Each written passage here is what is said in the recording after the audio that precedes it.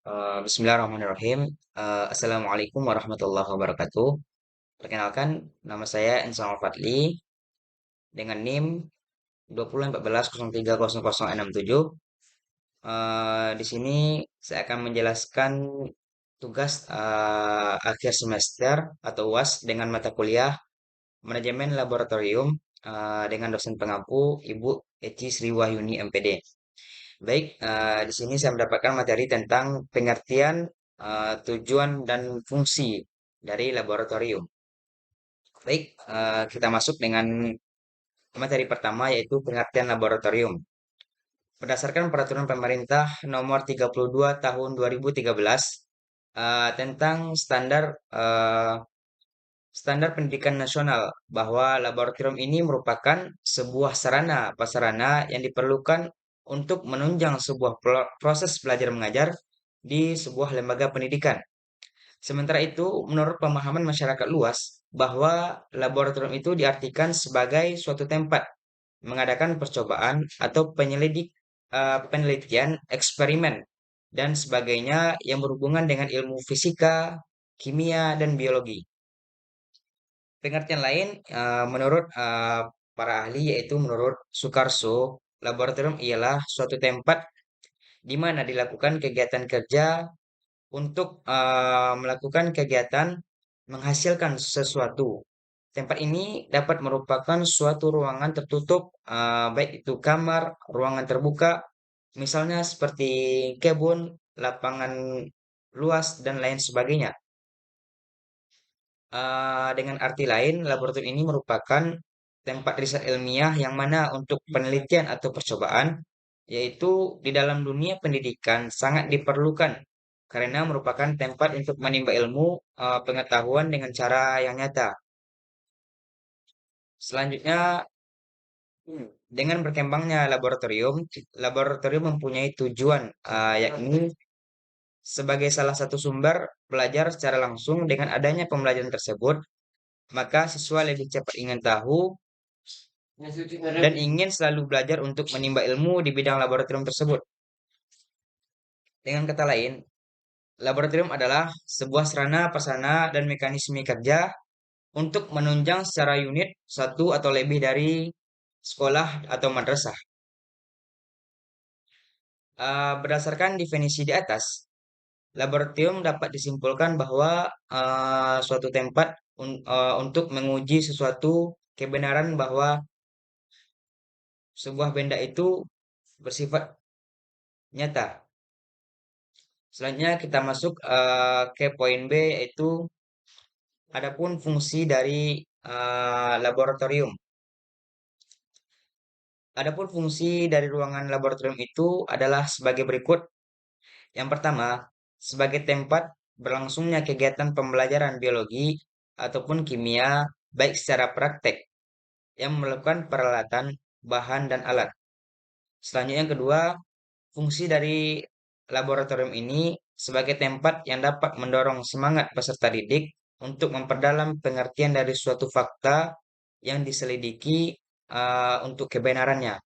Yang ketiga, fungsi dari laboratorium ini tempat display atau pameran hasil dari kegiatan eksperimen yang dilakukan oleh peserta didik. Selanjutnya yang keempat yaitu sebagai tempat bagi siswa untuk belajar memahami karakteristik alam dan lingkungan.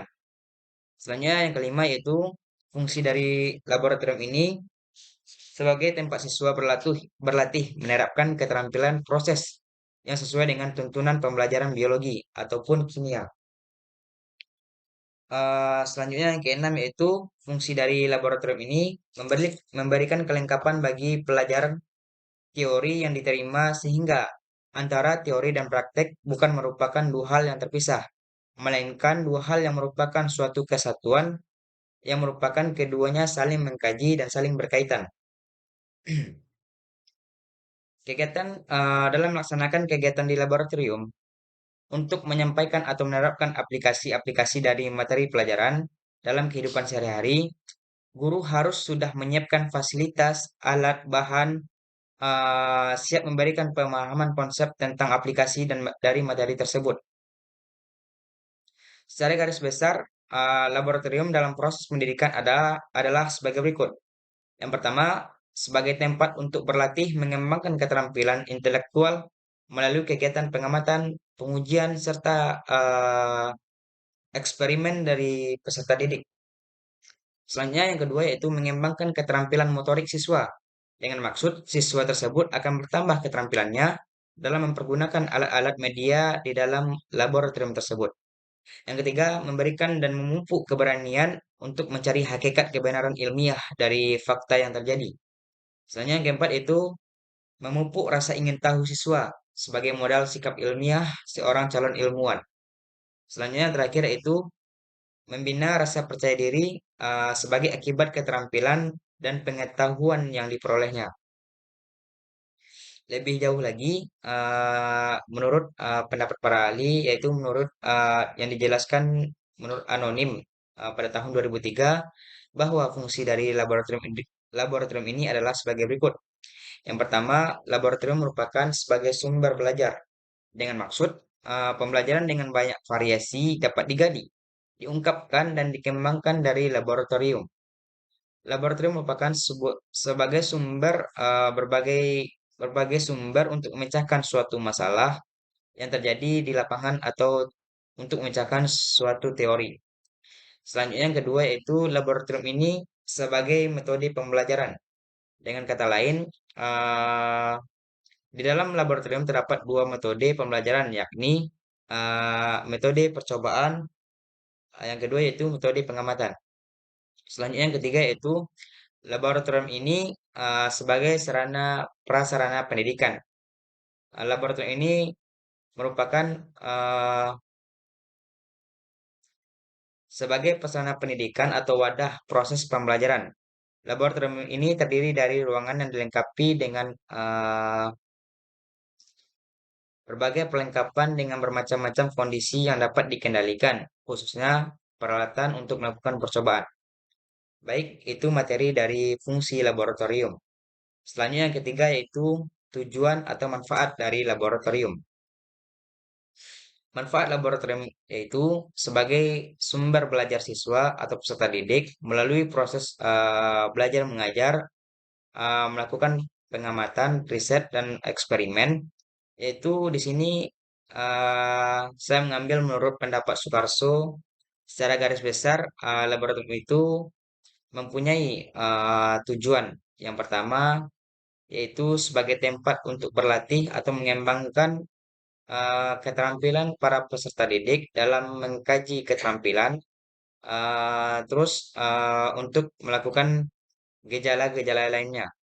Selanjutnya yang kedua yaitu mengembangkan keterampilan motorik, yaitu siswa akan bertambah keterampilannya melalui pengujian di dalam laboratorium tersebut.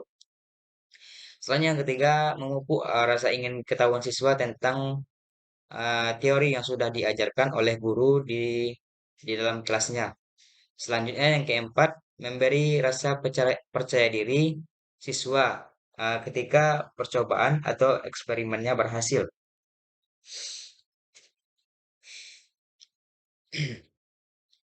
Dalam proses PBM, praktikum turut berperan dalam mencapai tiga tujuan pembelajaran. Antara lain yang pertama, keterampilan kognitif. Itu seperti melatih agar teori dapat dimengerti atau agar teori dapat diterapkan pada kegiatan problem yang nyata. Selanjutnya, keterampilan afektif. Yang ketiga, yaitu keterampilan psikomotorik. Baik, mungkin sedemikian materi dari saya. Semoga bisa dipahami. Wabillahi taufiq wal hidayah. Assalamualaikum warahmatullahi wabarakatuh.